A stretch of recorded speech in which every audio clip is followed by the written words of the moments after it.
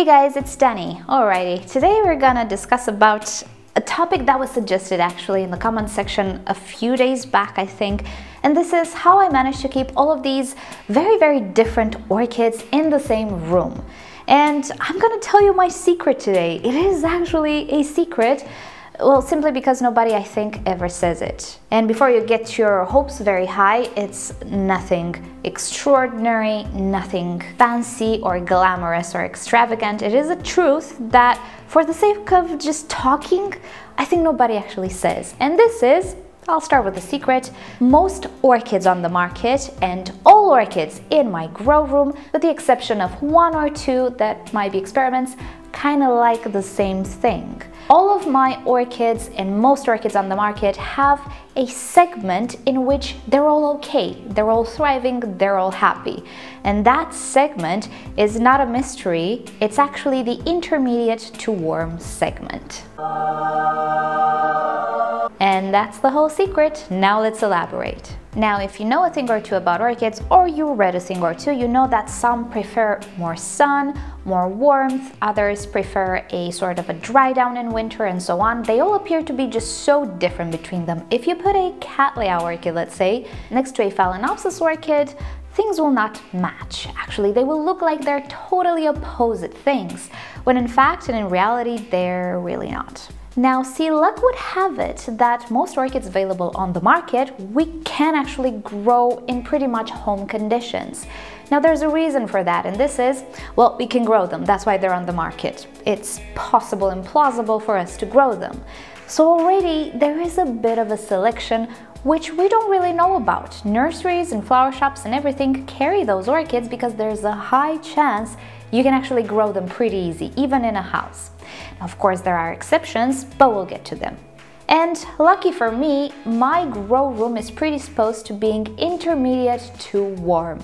I cannot really do much about that unless I invest a lot of money, so I just leave it as it is. Well, again, luckily enough, in home conditions, it is actually easy for us to give intermediate to warm environments, isn't it? What a great luck in this world. Nurseries have orchids that fit in our home, and orchids in general fit in... No, it's not luck, it's actually calculated. Sellers will have something that people will buy. If people cannot grow certain stuff, they will not buy them.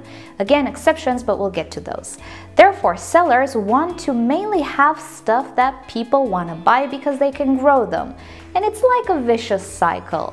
And what do you know? Most of the things we can buy grow in intermediate or warm conditions. But now let's talk practice. The theory is nice, is great, but as you might know, many of the times it doesn't apply. So being that the subject is a little bit bushy or it's a sort of vicious cycle, let's start from somewhere, right? Let's start with our very first orchids and figure out what the Goldilocks segment might be and how to find it. So first, let's say we are purchasing a Kalia orchid, which is a very well-known orchid, and it's not uncommon for people to own Katlias. Even more well-known than a Kalia is a Phalaenopsis orchid, which I think most people start with.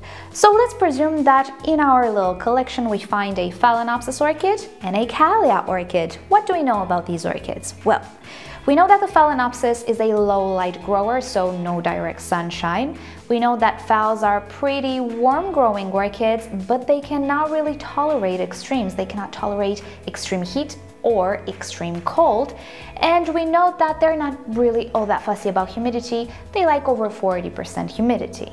What do we know about Katlias? Again, they're warm growers, but they can tolerate the heat extreme a little bit better. So a Katlia can be perfectly fine at over 30 degrees Celsius, and the other extreme is tolerated to, let's say, 10-12 degrees Celsius. Some Katlias are really tolerant.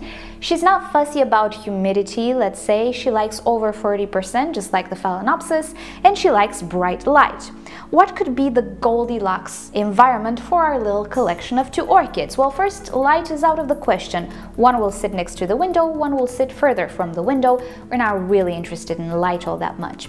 Temperature. What would be a temperature range adequate for both the Kalia and the Phalaenopsis? Well, it would be around 17 degrees Celsius and maybe around 27-28 degrees Celsius. Remember, the Phalaenopsis doesn't really like heat and doesn't really like all that much cold either. what would be appropriate humidity for these? Over 40%, let's say. And what we just described right now is an intermediate to warm environment. So only by referring to our little collection of 2 orchids, we already have an idea what this appropriate environment should be. Alright, so we have an environment that we can easily replicate in a house. If we have a little issue with the humidity, we can actually put a few humidity trays. Many homes actually have 40% humidity. Unless we have an extreme case, it's not all that hard to obtain these conditions. So as far as we're concerned, our Cattleyas and Phalaenopsis can live in the same room if we provide these conditions, with the exception that the Cattleyas will sit towards the light more. Great, so we have 2 species. What about if we want to introduce new species to the equation? Let's say dendrobiums. Here we have a Dendrobium nobile, another very common orchid. What do we know about dendrobiums? Well, they like bright light, more light than the Phalaenopsis. They're not all that picky about humidity, again over 40%, and about temperature, we know they're extremely tolerant to extremes. They can go as low as 5 degrees Celsius and as high as over 30 degrees Celsius. Provided we don't have direct sunlight on them to burn their leaves, they can do very well in these conditions. So are they fitted for our already established conditions? Certainly they are. All of these 3 orchids can live together in the same room if we have over 40% humidity, temperatures ranging from 17 degrees Celsius to 28 degrees Celsius, and when it comes to light, it's just a matter of arranging them within our room. So let's make it very fast from now on. Let's add an Oncidium. What do we know? It can tolerate extremes better than a Phalaenopsis, so in between 15 degrees Celsius to 30 degrees Celsius, our Oncidium should be okay. Does it fit our little environment? It certainly does. Regarding humidity, depends on Oncidium. They prefer over 40% humidity, and when it comes to light, a little more than Phalaenopsis but a little less than Cattleya, so somewhere in between. Can we find a place in our home that will be in between the Cattleya and the Phalaenopsis? Most probably we do. So can we grow Oncidiums in the same room as Cattleyas and Phalaenopsis? Obviously we can. Let's add more orchids. Catasetums, what do we know about them? They like warm temperatures, let's say up to 30 degrees Celsius, but in the wintertime they're dormant. They don't really care all that much. As long as temperatures are not necessarily below 10 degrees Celsius, everything should be okay. They like bright light, but not necessarily Cattleya light. So Oncidium light should be okay, and humidity-wise, over 40%, it should be great for them. So do they fit in our little grow space of a multitude of orchids already? They certainly can. Let's get another orchid. Vanda orchids, very popular orchids. What do we know about them? They're warm growers. They like temperatures from 18 degrees Celsius upwards to 35 degrees Celsius even.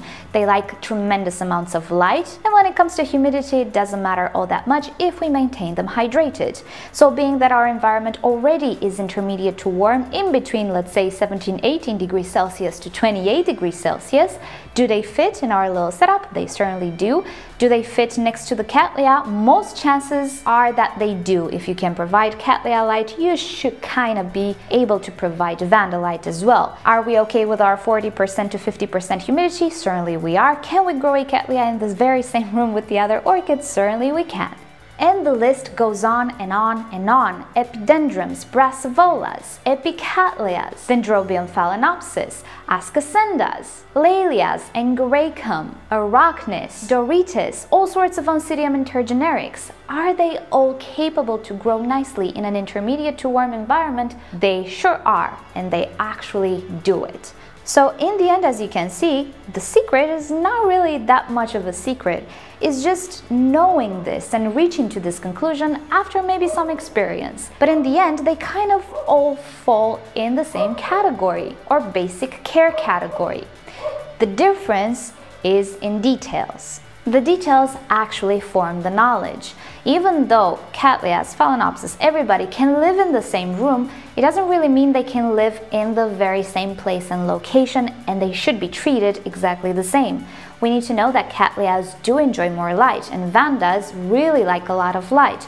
We do need to know that some orchids don't react very well if they dry out, while others absolutely tolerate drought. We need to know that certain orchids, like the Dendrobium nobile, takes a little bit of a winter rest, and we should stop fertilizing and even reduce watering a lot in winter, simply because the orchid doesn't drink it, therefore we might rot it.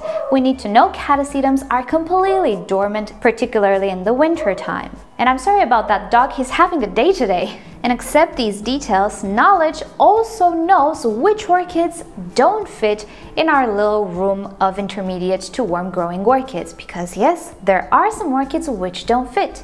On the market, there aren't many. There are Masdevallias, Draculas, Restrepias, and probably a few other species which will not tolerate the warm extreme so well. It's usually the warm temperatures that they don't like. They don't tolerate the low humidity either. These orchids are not really all that easy to grow in a home, and what do you know, the variety we can find on the market is not really all that big if you consider the variety of Cattleyas or Dendrobiums or Phalaenopsis that we have. All the species, the hybrids, complex and primary hybrids, all of them accumulate more than the orchids which we cannot really grow in a house, and we would need to create special conditions. Isn't that a wonderful coincidence? Actually, no, nothing is a coincidence. If you will, it's just knowing your market, doing your market research. So in the end, the secret to growing so many different orchids under one roof is really no secret at all. They all do well in intermediate to warm conditions. They all don't do so great in extremes. They all are not very fussy when it comes to humidity, but the higher the humidity, the better.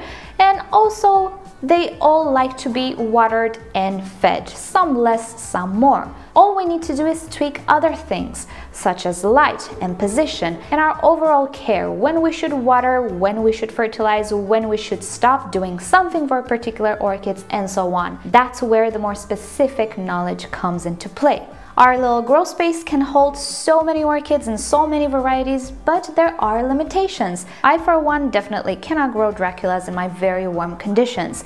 If I wanted to grow them, I would just have to invent a new microclimate for it. And because we have so much variety, it's really not in my priority list at the moment. I need to discover the orchids which never bloomed, the species which never bloomed, or that I never grew, that can actually be okay with the basic conditions I can offer. So even if there are orchid species which would not do good in a home environment or intermediate to warm conditions, there are just so much more orchid varieties and species that would do, that it's inevitable that at some point, given enough time and enough devotion, anybody can actually collect and have a very diverse collection. Maybe not a numerous collection, but diverse with certainty. All we need to do is just tweak the details, and that's a little trickier than I make it sound, but it's the fun of the hobby. So pretty much, that's how I can grow a lot of different orchid varieties and species under one roof. It's really not a big deal because basically they all want the very same thing. Hope you've enjoyed this video, and yeah, I gave you some impulses to try out new varieties. When you see an orchid you've never seen before, you should absolutely read about it and see what it wants.